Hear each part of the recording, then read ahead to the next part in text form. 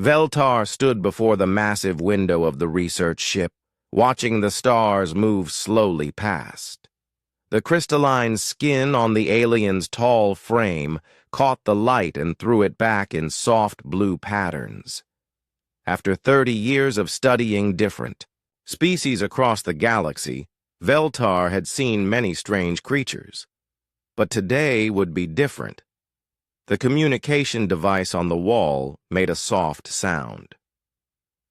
Research Leader Veltar, we have received the signal from the unknown species.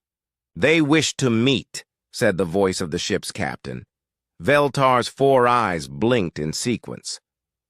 Are they following the standard first contact rules? Yes, but... The captain paused. Their message was unusual. They seem very excited to meet us. Most species are more careful during first contact. This made Veltar curious. In 3 decades of work, the alien had never met a species that showed excitement before caution. Most intelligent beings were afraid when they first met others. From space, it was natural, it was safe. But these creatures called humans seemed different. The meeting place was empty space between 2 solar systems. Veltar's ship arrived first and waited. The alien researcher checked all the recording equipment twice. Every first contact needed to be documented for the Galactic Council's records. When the human ship appeared, Veltar felt surprised. The vessel was smaller than expected, but moved with purpose. Its design was strange, not smooth like most spaceships, but covered in angles and hard edges. It looked like it was built for fighting, not exploring. Unknown vessel, this is Captain G1 of the Soul's Pride. We come in peace and friendship, came the voice through the communication system. Veltar activated the translation device and spoke back. Greetings. I am Research Leader Veltar of the Galactic Council. We welcome you to the community of space-traveling species. This is amazing, Captain G1 replied. We have dreamed of this moment for so long. May we come aboard your ship? We have brought gifts and information about our people. Again, Veltar felt confused. Most species asked many questions first. They wanted to know about weapons, territory, and resources. But these humans wanted to share gifts and information right away. The docking process went smoothly. When the airlock opened, Veltar saw the first humans in person. Captain G1 was shorter than Veltar, but moved with confidence. Behind the captain came Dr. Minho, who carried several containers, and Commander Yeji, who kept looking around with bright, curious eyes. Welcome aboard, Veltar said, using the formal greeting from the Council handbook. Captain G1 smiled, an expression Veltar had read about but never seen. The human's face changed shape to show happiness. It was disturbing and fascinating at the same time. Thank you for meeting with us, Dr. Minho said. We brought some things from Earth to share: food, music, art, and scientific data. Veltar led them to the research lab. The alien had prepared the room according to standard first contact procedures. Cameras recorded everything. Air samples were being taken. All normal safety measures were in place, but the humans did not act normal. Commander Yeji walked straight to the observation window and stared out at the stars. Look at this view, she said to her companions. We can see 3 different nebulae from here. Dr. Minho unpacked the containers and began showing Veltar various objects. This is chocolate, a food we make from plants. This device plays our music.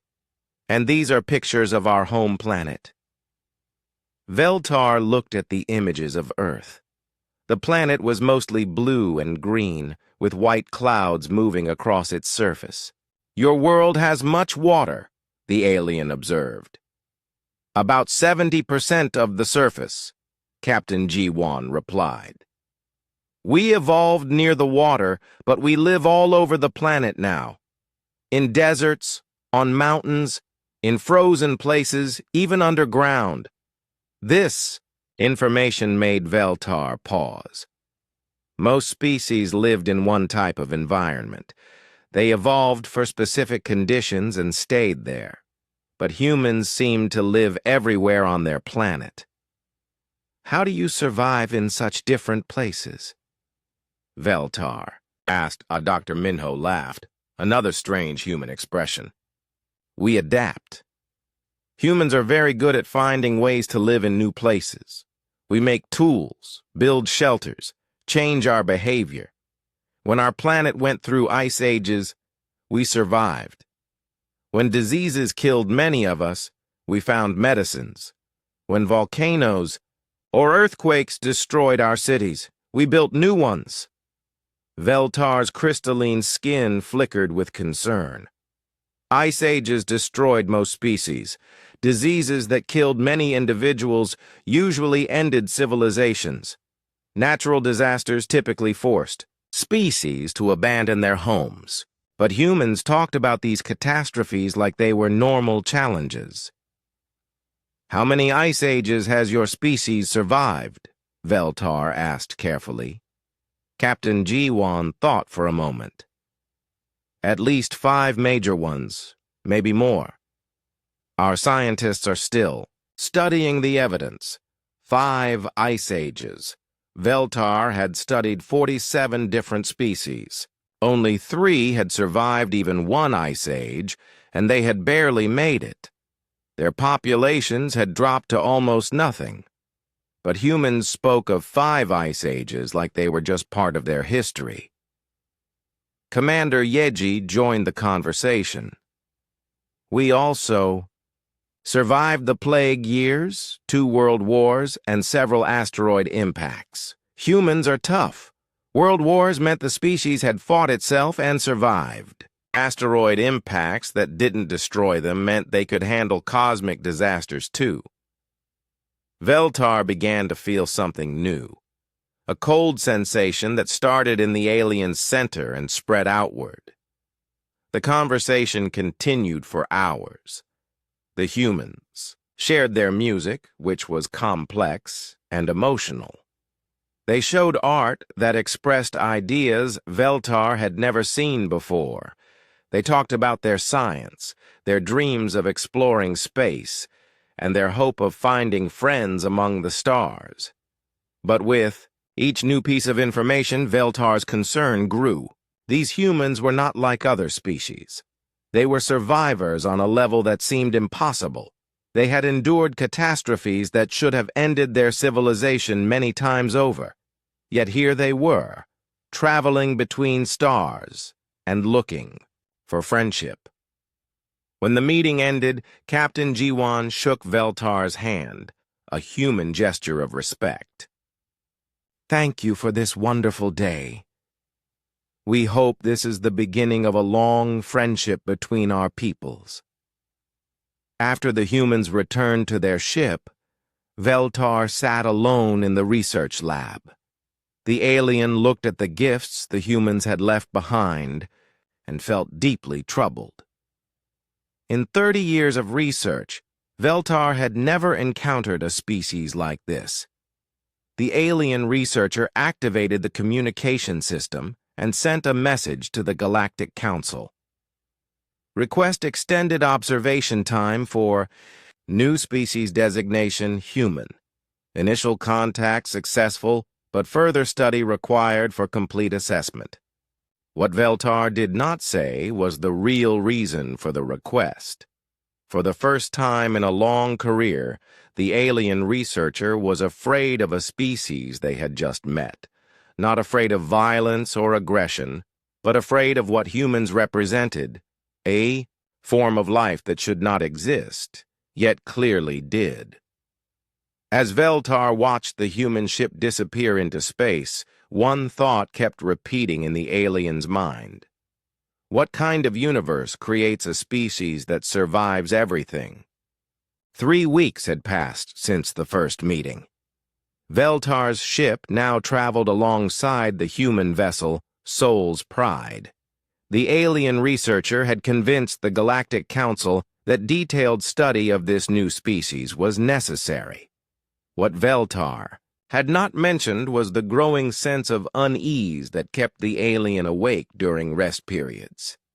Keth Ara, Veltar's research assistant, clicked her mandibles nervously as she reviewed the latest data.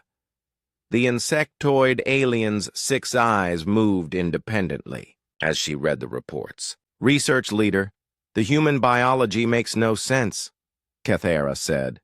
"Their blood uses iron to carry oxygen. Iron! That should poison them."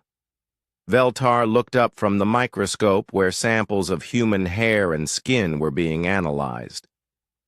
"What else have you found?" "Their atmosphere is 21% oxygen. That concentration would burn the lungs of most species we know.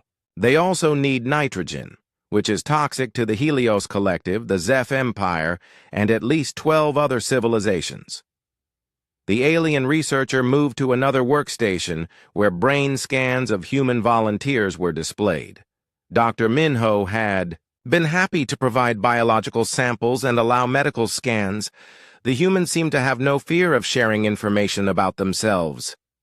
"Look at their neural structure," Veltar said, pointing to the brain images. "The frontal cortex is enormous compared to other species. But instead of using it for one specialized function, they use it for everything. Planning, creativity, social interaction, problem solving." Kethara's antennae twitched with confusion. "That should not work. Specialized brains are more efficient. Evolution should have made them focus on one area of thinking." "But it does work," Veltar replied. "Watch this." The alien activated a recording from earlier that day. On the screen, Technician Hyun was working in the Soul's Pride's engine room.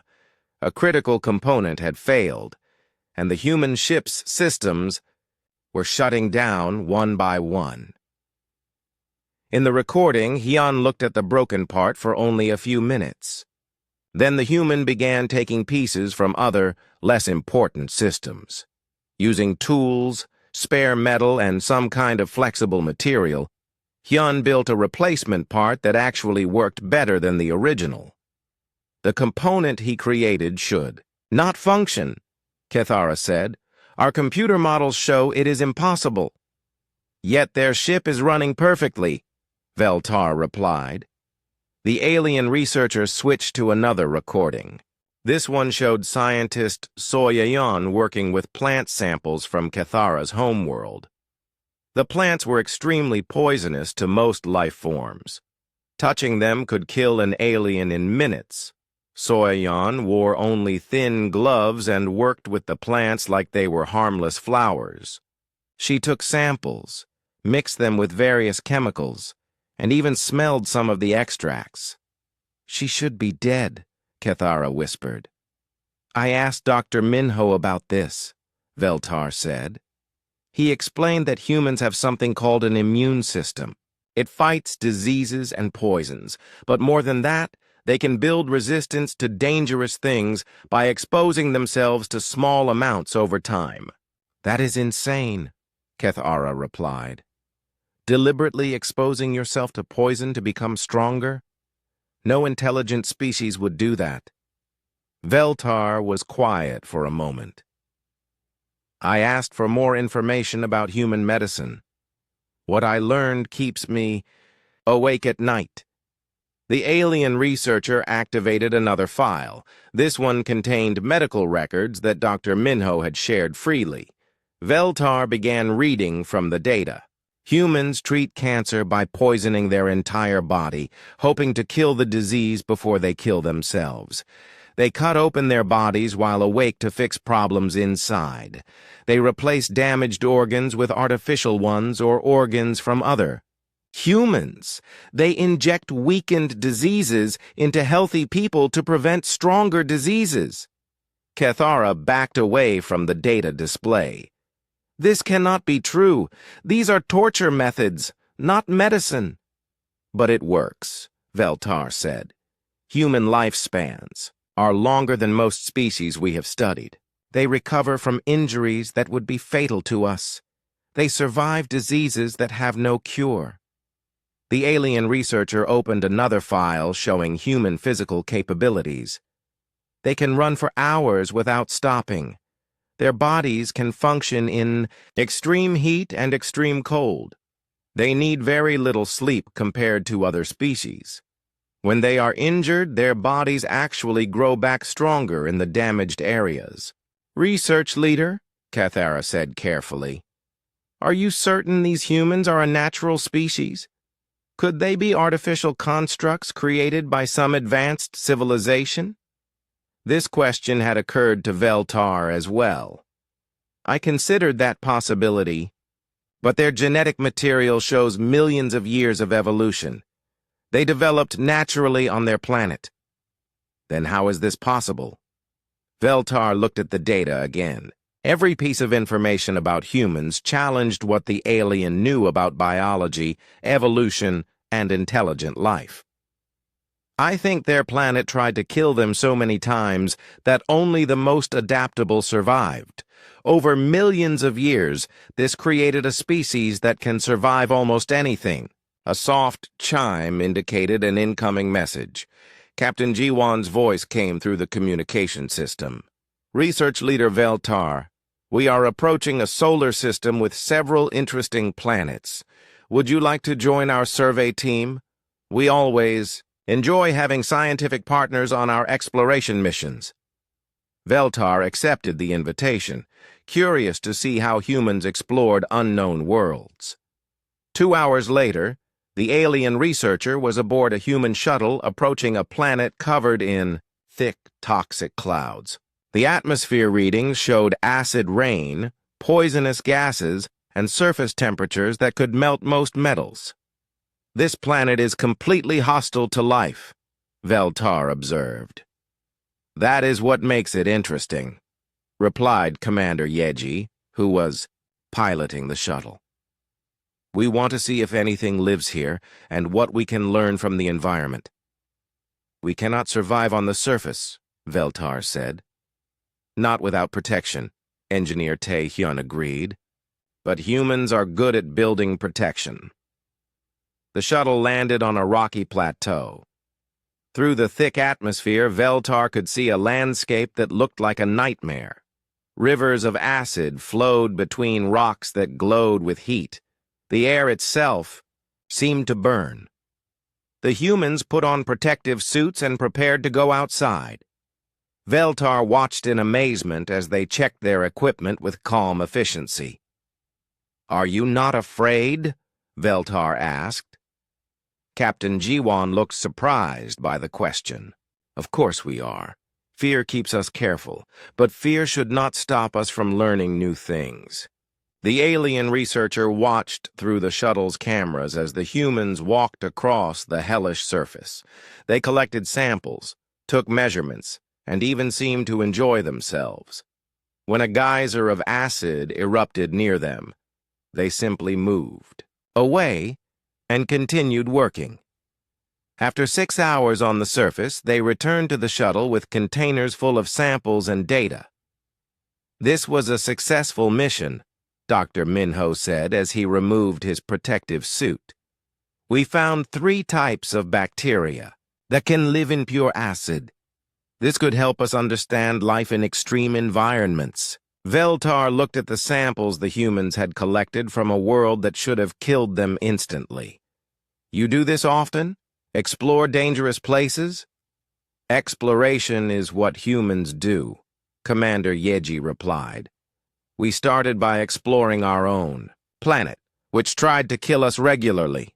Now we explore space, which also tries to kill us regularly. But we learn something new every time. As the shuttle returned to the ships, Veltar sat quietly and thought about what had been observed. Humans routinely did things that other species would consider impossible or insane. They exposed themselves to danger to gain knowledge. They survived in environments that should destroy them. They treated deadly diseases with methods that seemed like torture, but actually worked. Back on the research ship, Veltar began writing a personal report that would never be sent to the Galactic Council. The alien researcher wrote about a species that defied every rule of biology, evolution, and common sense. A species that survived by doing things that should kill them. A species that looked at deadly planets and saw opportunities for learning. For the first time in 30 years of studying alien life, Veltar was beginning to understand what real fear felt like. Not fear of violence or aggression, but fear of the impossible made real. As the alien researcher looked out at the stars, one terrible thought kept growing stronger. If humans could survive and thrive in conditions like this, what could possibly stop them? Veltar could no longer ignore the growing sense of dread.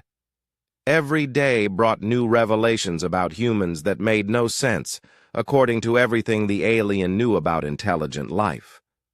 Sleep had become difficult.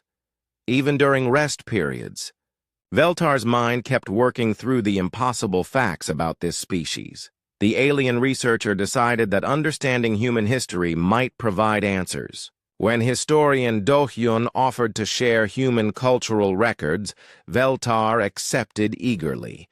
They met in the Soul's Pride's library, a room filled with digital displays and comfortable chairs. Do-hyun was a calm, elderly human with kind eyes and a gentle voice. The historian seemed genuinely happy to share knowledge about human civilization. "Where would you like to begin?" Do-hyun asked. "We have records going back thousands of years." "Tell me about your evolution," Veltar said. "How did humans become the dominant species on your planet?" Do-hyun activated a wall display showing images of early humans. "We started as persistence hunters. Do you know what that means?" Veltar did not. "Most predators catch their prey quickly, with speed, strength, or ambush tactics. But early humans did something different. We chased animals until they collapsed from exhaustion. We could run for hours, even days, without stopping.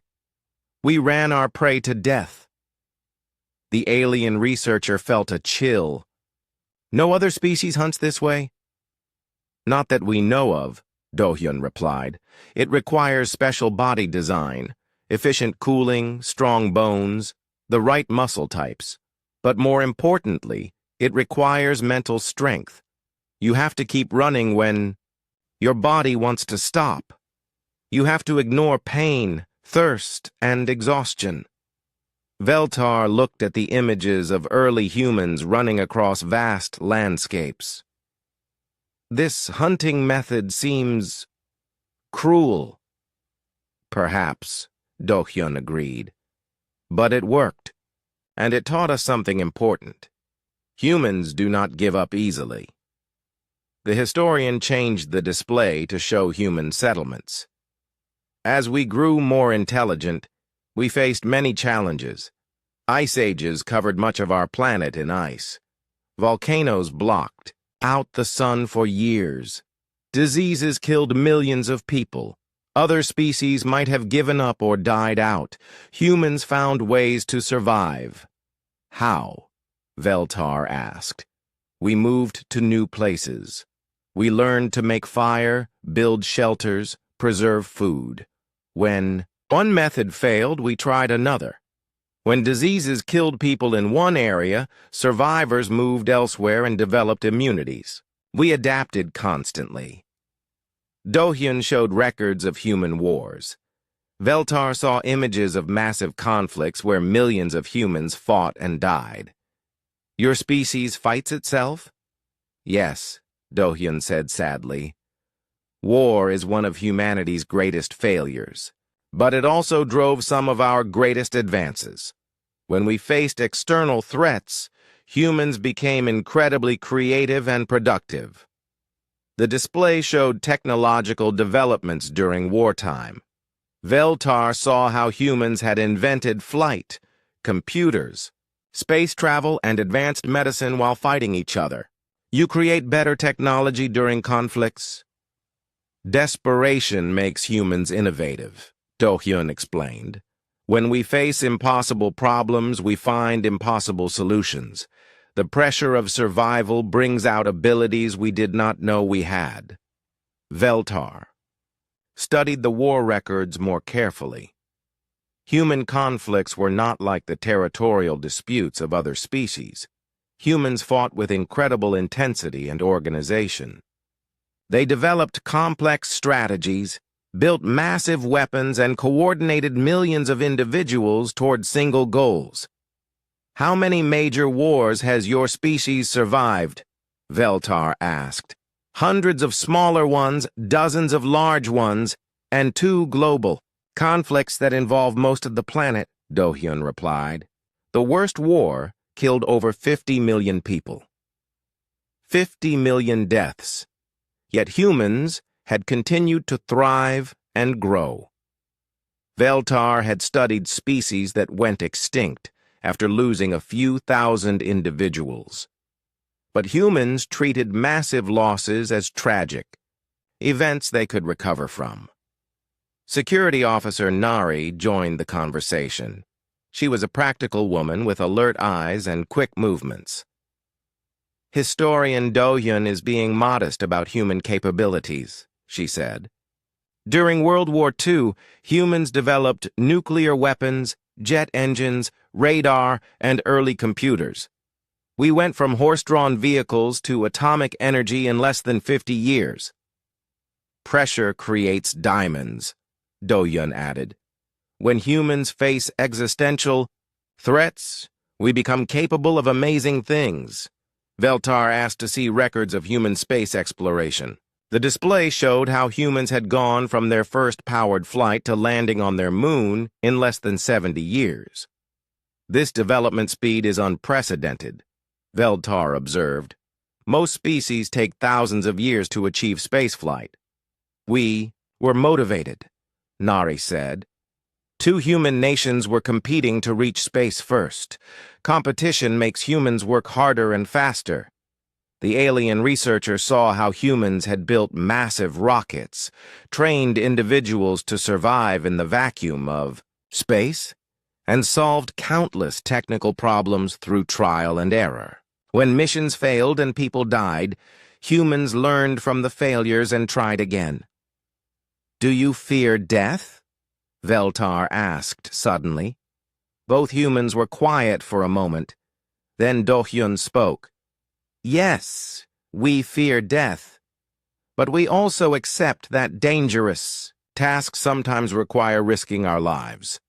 Exploration, scientific advancement, protecting others, these things are worth the risk. Every human space mission could result in death, Nari added. We understand this. We prepare for it. But we do not let fear stop us from reaching for the stars. That evening, Veltar contacted Zeflock, the alien researcher's old mentor and a senior member of the Galactic Council.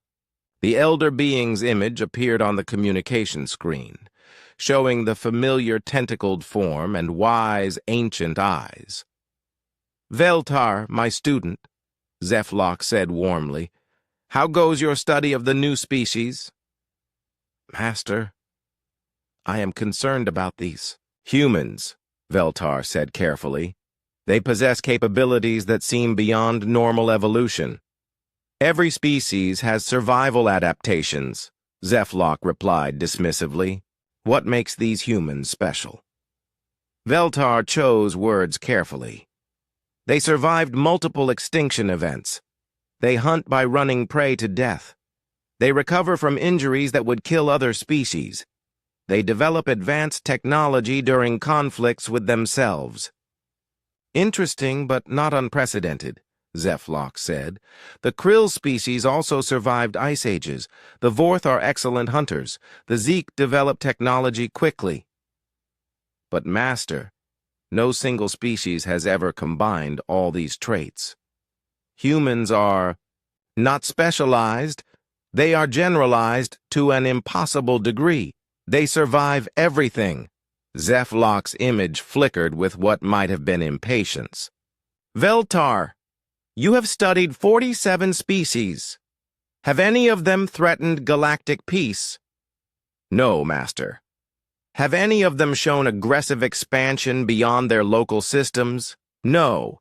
"But then these humans are simply another species to be cataloged and welcomed into the galactic community. Do not let unusual characteristics cloud your scientific judgment." The communication ended, leaving Veltar alone with growing fears that no one else seemed to share. The alien researcher looked at the data again. Records of human persistence, adaptability, technological advancement, and survival against impossible odds. Veltar began writing a secret report, one that would never be sent to the Galactic Council. The alien documented every aspect of human capability that defied normal biological and evolutionary rules. The report grew longer each day as new observations were added.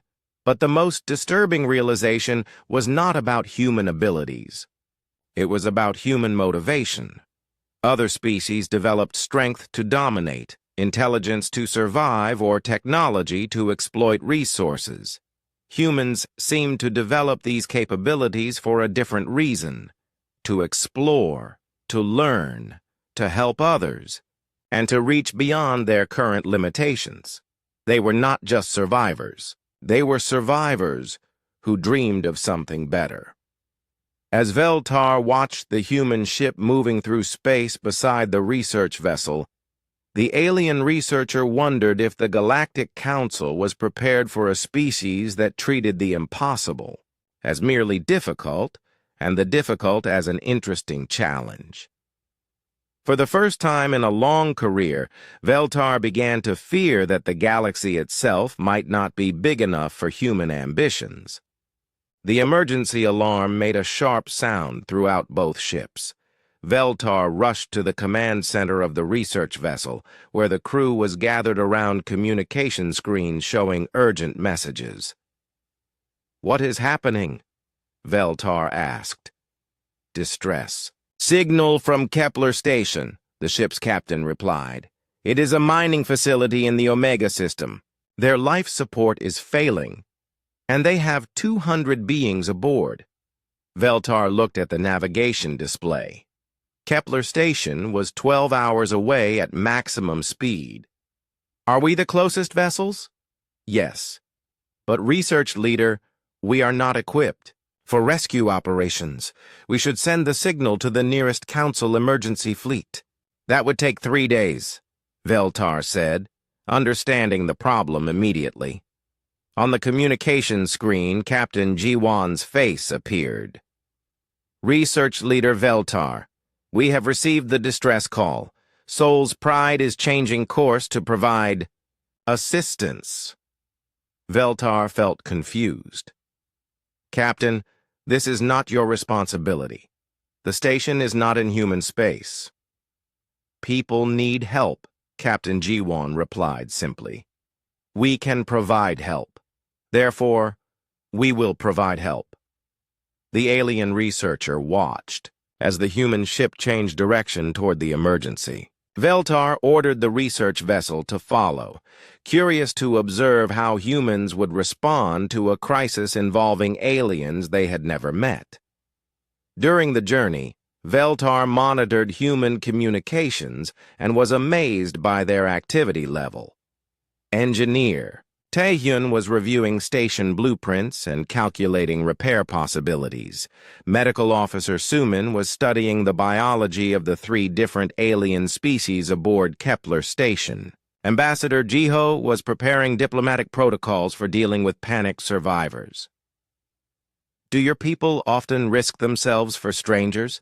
Veltar asked Captain Jiwon during a communication session. The human captain looked surprised by the question. Of course, when someone is in danger and you can help, you help them. This is basic morality. But you gain nothing from this rescue, Veltar pointed out. The station belongs to species you have never met. They cannot offer you resources or territory in return. Captain Jiwon was quiet for a moment, as if trying to understand why Veltar found this confusing. Research leader. Helping others is not about gaining something. It is about being the kind of beings we want to be. When they reached Kepler Station, Veltar saw a structure that was clearly dying. Half the lights were out.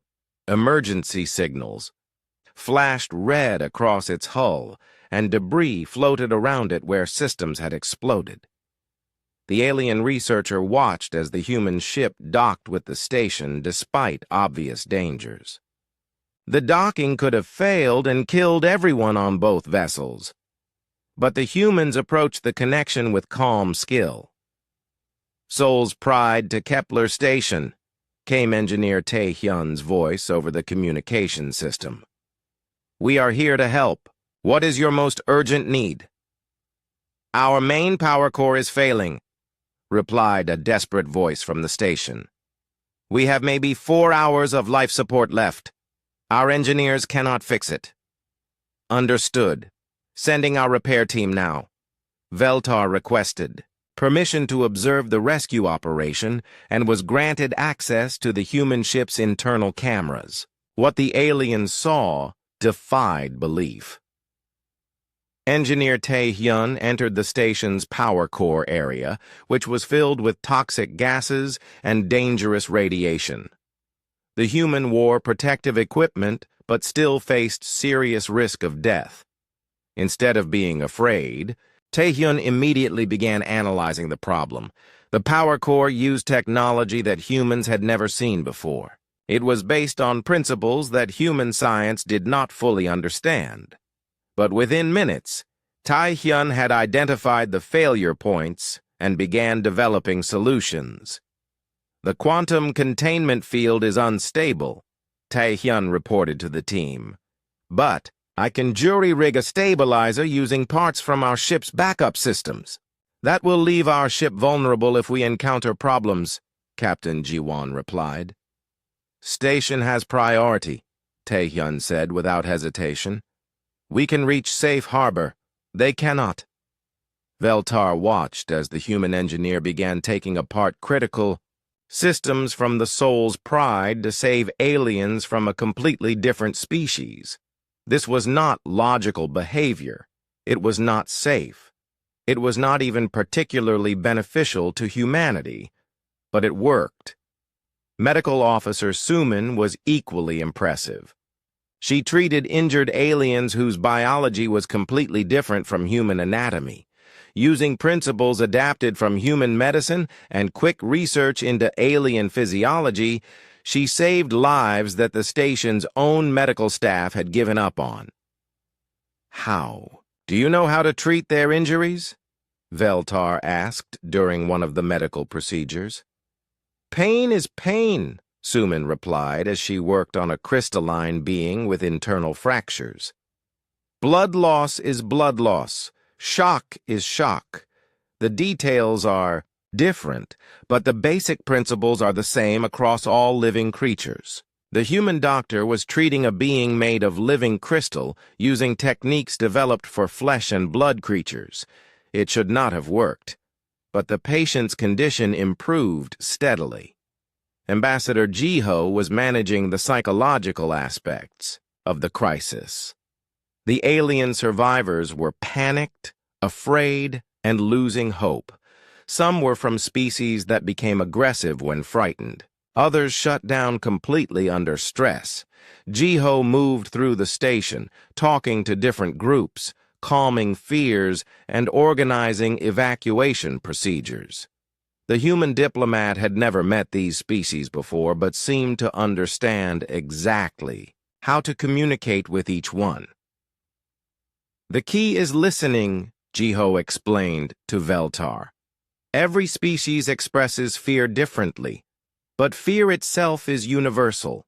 When you understand what someone is afraid of, you can help them feel safer. The most disturbing thing for Veltar was how the humans worked together. They did not need detailed orders or complex coordination. Each human seemed to know what the others needed and provided it without being asked.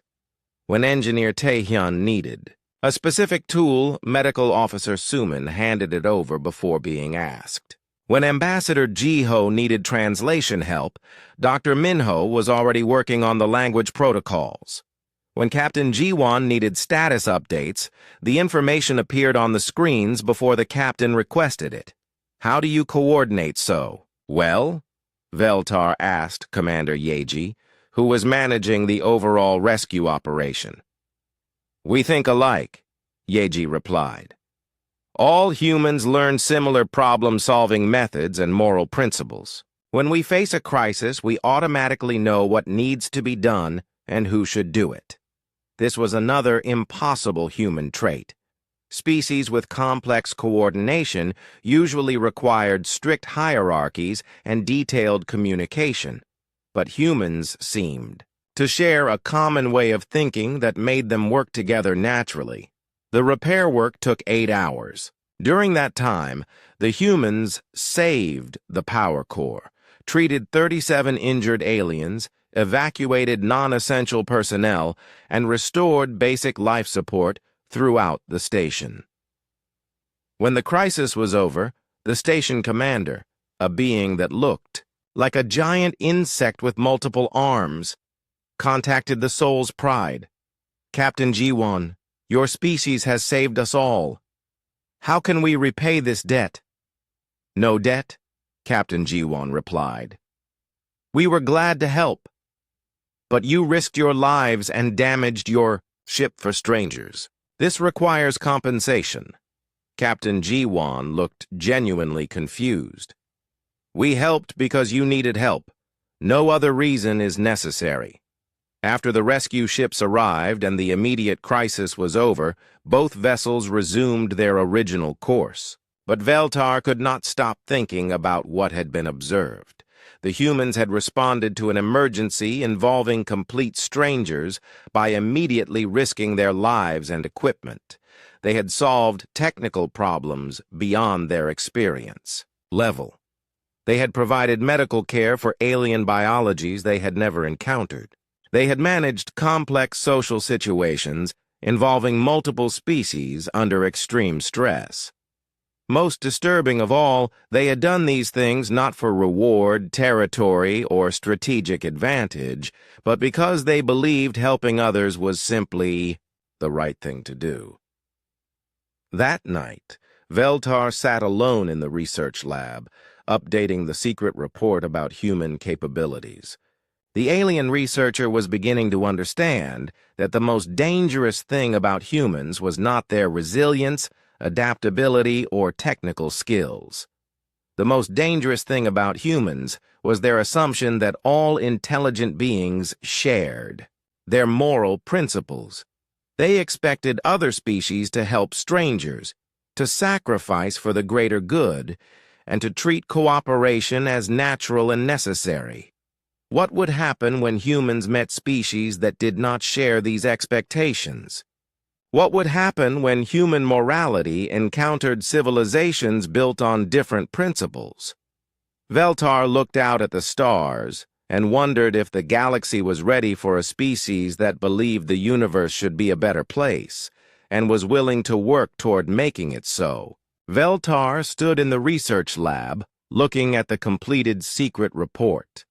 2 months of observation had produced a document that read like a warning about an existential threat to galactic civilization. The alien researcher's crystalline hands shook slightly as the final decision approached. The report detailed everything: human biological impossibilities, their survival of multiple extinction events, their technological advancement during crises, their rescue of complete strangers without expectation of reward. Most importantly, it documented their dangerous assumption that all intelligent species shared their moral framework. Research leader. Cathara entered the lab, her insectoid form moving carefully. The council expects your final report today. I know, Veltar replied, not looking away from the screen. Have you decided what to send? Before Veltar could answer, the communication system activated. Dr. Ariam's face appeared on the screen, a human psychologist who had joined their cultural exchange program. Research leader Veltar, may I speak with you privately? I have been studying our interactions over the past months, and I have some questions. Cathara left the lab, leaving the two researchers alone. Dr. Ariam's expression was serious, but not unfriendly. You have been observing us very carefully, Dr. Ariam said, more carefully than a routine first contact study would require. You watch us like we are dangerous. Veltar felt a moment of panic. Had the human discovered the secret report? I am simply being thorough. I am a psychologist, Dr. Ariam continued gently. I study behavior and motivation. Your behavior suggests fear. What are you afraid of? The direct question caught Veltar off guard. For 2 months, the alien had been documenting human capabilities while hiding growing terror. Now a human was asking about it directly. Your species defies natural law, Veltar said finally. You survive things that should kill you. You solve problems that should be impossible. You help strangers when logic says you should protect yourselves. This is not normal behavior for intelligent life. Dr. Ariam nodded slowly. So, you see us as a threat? Yes, Veltar admitted. Your people represent change on a scale that could destroy the current galactic order. You do not accept limitations. You do not follow established patterns. You remake everything around you to match your ideals. And what do you think our ideals are? This question made Veltar pause. You want to explore everything, learn everything, and help everyone. You believe the universe should be a place where all beings work together toward common goals. That sounds terrible to you? It sounds impossible, Veltar replied. The galaxy is not built for cooperation. Most species compete for resources, territory, and survival. The current system maintains peace through separation and careful balance. Human ideals would destroy this balance. Dr. Ariam was quiet for several moments. May I ask what you plan to do with your observations? Veltar looked at the secret report again. I could warn the Galactic Council that humanity represents a threat to galactic stability. I could recommend restrictions on human space travel and technology sharing. I could suggest that your species be contained to your local system until you are better understood. And would that be the right decision? It would be the safe decision. Just then, another alarm sounded throughout the ship. Captain Jiwan's voice came over the communication system. All vessels, we have detected multiple ships approaching at high speed. Configuration suggests military forces. Unknown intent. Veltar. And Dr. Ariam rushed to the command center, where the main display showed 6 large warships closing in on their position. The vessels were clearly designed for combat, with heavy armor and visible weapon systems. Council Speaker Threndok, too, Research Leader Veltar, came a familiar voice. You have been conducting unauthorized extended contact with an unknown species. This violation of first contact protocols requires immediate correction. Veltar felt a chill of realization. The Galactic Council had not been informed about the extended study. They saw only an alien researcher who had exceeded authority and spent months with a potentially dangerous new species. Captain Wanho's voice came from the Soul's Pride. Research Leader Veltar, are we in danger? Before Veltar could respond, Speaker Threndok continued. Unknown vessels, you are in violation of galactic space regulations. Prepare to be boarded and escorted to Council stations for evaluation. The human ships were outnumbered and outgunned. Any resistance would result in their destruction. Veltar watched the tactical display and realized the humans were about to face their first hostile contact with galactic civilization. Captain Wanho, Veltar said quickly, do not resist. Allow them to board. I will explain to the Council that this is a misunderstanding. Research Leader, came Captain Jiwan's voice. With respect, we do not take orders from Council forces. We are not members of your organization. The tension on the command center increased dramatically. The Council warships were moving into attack positions, and the human ships were not backing down. Human vessels, Speaker Threndok said with obvious irritation. You will comply with Council authority or face the consequences. Captain Wanho replied calmly. Council Speaker, we respect your authority in your own territory. However, this is neutral space, and we are conducting peaceful operations. We have no intention of causing conflict, but we will not submit to arbitrary detention. Dr. Ariam looked at Veltar. This is what you were afraid of, is not it? The moment when human principles clash with galactic authority?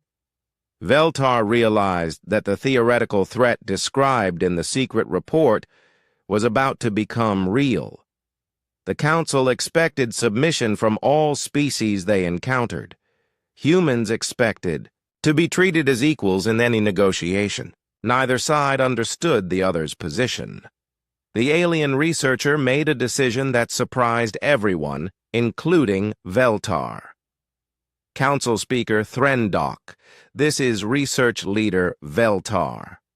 I formally request a pause in these proceedings to present my findings about the human species.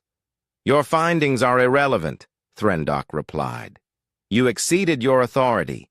The humans must be brought under Council supervision until their threat level is assessed. Speaker, with greatest respect, you are making a mistake that could have serious consequences for galactic peace. There was silence from the Council ships. Then Threndok's voice returned, curious despite the anger. Explain. Veltar looked at Dr. Ariam, then at the display showing human and Council ships facing each other in a standoff that could lead to violence. Humans are not like other species we have encountered, Veltar said. They do not respond to shows of force with submission. They respond with determination to protect their principles. If you threaten them, they will find ways to resist that. You cannot predict or prevent. You recommend we fear them? Threndok asked. I recommend we respect them, Veltar replied. Humans are not a threat to galactic peace. They are an opportunity to make galactic peace stronger, but only if we approach them as equals, not as subjects to be controlled. The alien researcher deleted the secret report from the computer system and began composing a different message. A standard first contact recommendation supporting full Galactic Council membership for humanity. Dr. Ariam, Veltar said quietly, what do humans want from the galaxy? The same thing we have always wanted, she replied. To explore, to learn, and to find friends among the stars. We do not want to conquer or control. We want to discover what is possible when different species work together. Speaker Threndok's voice returned. Research Leader Veltar, what is your official recommendation regarding the human species? Veltar looked one more time at the tactical display, where human ships faced Council warships in a confrontation that could define first contact between humanity and galactic civilization. Council Speaker, I recommend immediate acceptance of humanity into the Galactic Council as full members. They possess capabilities that would benefit all member species, and they have demonstrated moral principles that align with Council values of peace and cooperation. And their threat potential? Veltar thought about everything observed over the past months. Human resilience, adaptability, technological innovation, and moral courage. Their determination to help others even at personal cost. Their assumption that the universe should be a place where all beings could thrive. Council Speaker, the only threat humanity represents is to our assumption that the current way of doing things is the only way. They will challenge us to be better than we are. For a species like that, the question is not whether we can afford to accept them into galactic civilization. Veltar paused, watching as the human ships maintained their position despite being vastly outnumbered. The question is whether we can afford not to.